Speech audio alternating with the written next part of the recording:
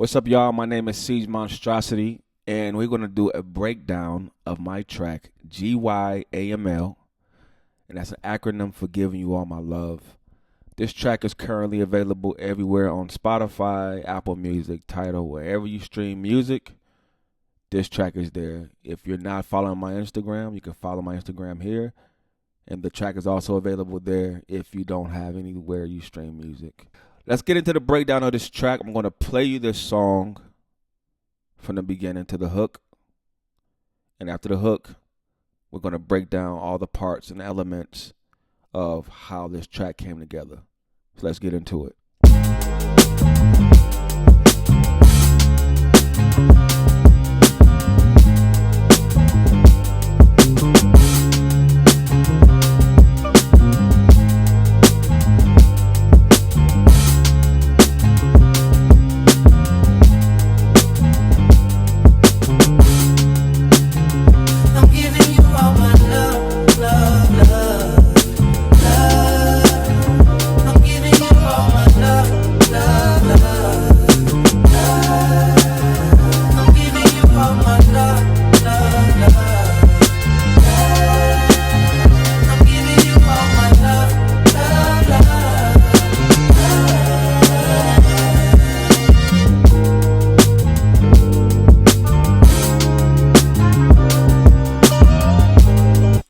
So I hope you enjoyed that. Let's break this thing down from the top. Okay, so we're going to start with the drums first. So, of course, you hear the rhythm. It's nothing crazy, a real basic pattern.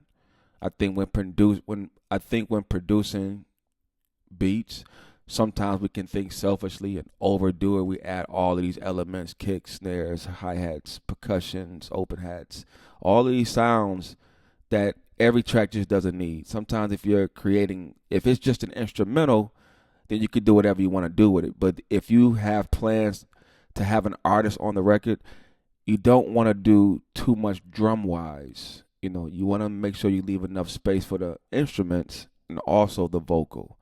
So if you can see that this track sounds and it's only 5 drum elements. 2 hi-hats, an open hat, a snare, and a kick. That's all it is. Once you find a great groove and finding the right drum sounds, I had an original snare for this track, but it took me about 30 to 40 minutes to find the right snare. Make sure to pick the right drum sounds, because the right drum sounds can change the feel of any record. It can be a great melody, wrong drums, the whole thing is destroyed. Take your time to find the right drum sound. So I'm going to play the drum track real quick, real simple, basic pattern. Nothing going on, real simple, you know what I mean?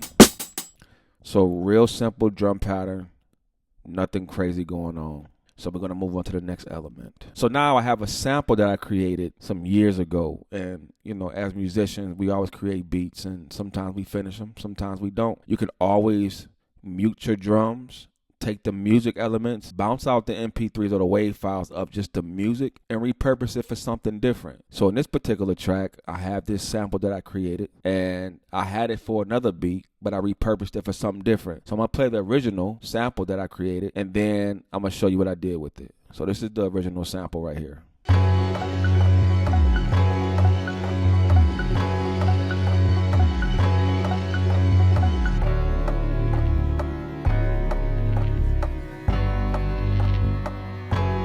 Right?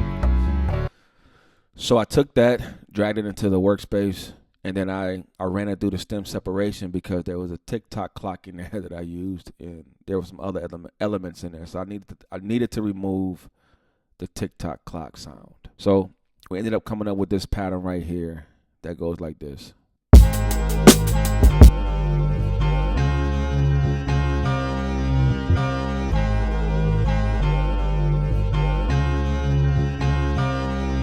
Right, so now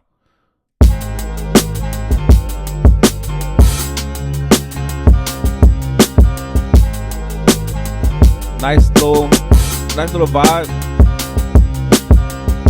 Then you know a record is not a really good record unless it have a nice little bass. So we got some bass in here. I converted the MIDI to audio, and it goes like this. Play a solo.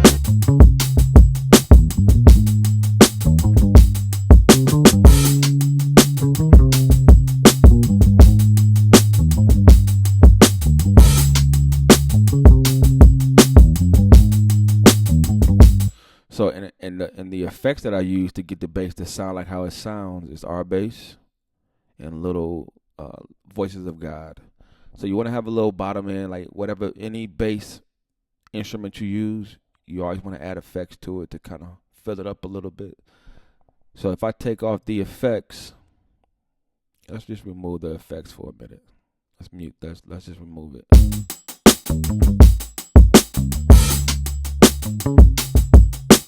It's missing that.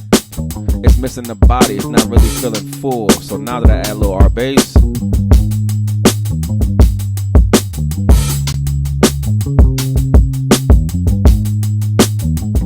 it gives body to the bass, right? The bass now feels a lot fuller. It works with the sample. It works with the drums.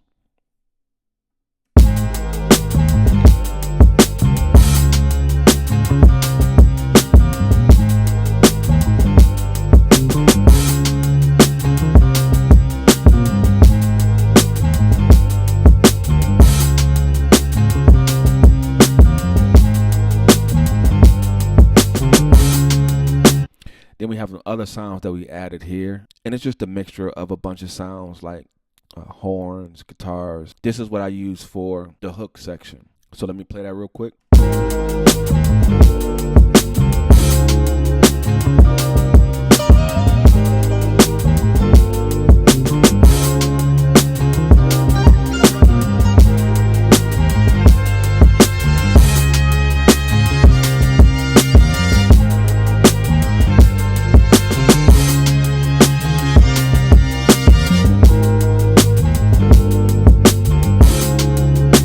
That's just added to split up the track from the verses to the hook. And then I had an artist come in and give me a little vocal. I'm going to play it from here.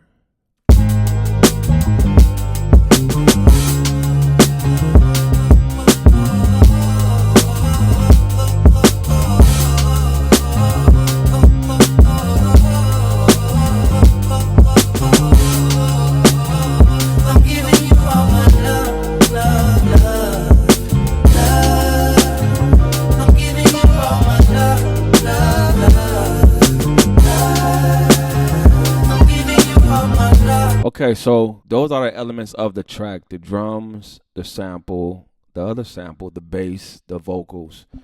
It's not a lot going on, but it all works cohesively together. Now, I know everybody's asking, how did you get it to sound like that? Because as producers, everything boils down to how it sounds, how you mix. Mixing is so important, right? Knowing how to mix sounds together, knowing what elements to use to make it sound how it's going to sound. And a lot of that depends on your master. Of course, you want to make sure when you're using, like in a sample, for instance, you want to make sure you cut out certain low frequencies that doesn't need to be there, or that will clash with the bass and the kick, right? We're not going to go in depth with mixing as far as the sounds, but I will show you my master channel and how I master my tracks to get them to sound as big as they sound. And I think these elements are very important when finalizing your track to give it that extra push that it needs. So we're going to start off with the compressor. I know a lot of people swear that the compressor is bad. The compressor is probably one of the best things you can add to your master channel because it glues everything together. You want all the sounds that are working to sound cohesive. You want it all to work together.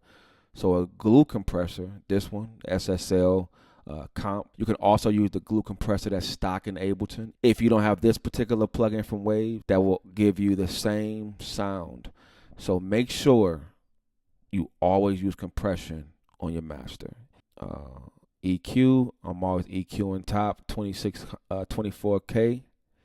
That gives it the brightness that the track needs.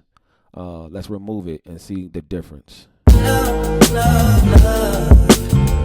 still clean, but so take it to 24K. I don't know what EQ does it. It's not a lot of EQs that go to 24K. Fab Filter Pro Q3 is a really good one. Any plugin from Fab Filter is really good. I also use this plugin called Classic 7, Channel 7, excuse me. I would say this is more so like a soft clipper / saturation plugin. You always want to have something like this on your master because it allows you to turn up the sound a little bit louder than the threshold without it sounding like it's clipping. You can either use something like this, Channel 7, or you can use the knock clipper is a good one. You can also use the IK Multimedia has one as well, a classic clipper.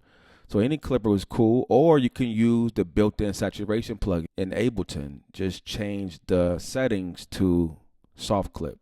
And then I always end with Pro 2 limiter. I turn off my true peak limiting. I change my style to transparent, and then I never go more than 3 attenuation. Okay. So I try to stay within like 2 dB of attenuation, maybe 3. I think when you go a little bit further than that, you start to hear it and it starts to affect the sound. So anywhere between 0 to 2 dB of attenuation on limiting is a very good sweet spot. And that's it. So the master, to me, in my opinion, will help boost your overall sound at the end of it. But of course, there's things you have to do before you get to the master channel. So that's it. That's the breakdown of giving you all my love. If you have any further questions, you can talk to your teacher.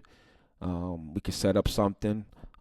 We can learn together and make some incredible music together. I'm here to help. And thank y'all for tuning in. I'll catch you next time. Peace.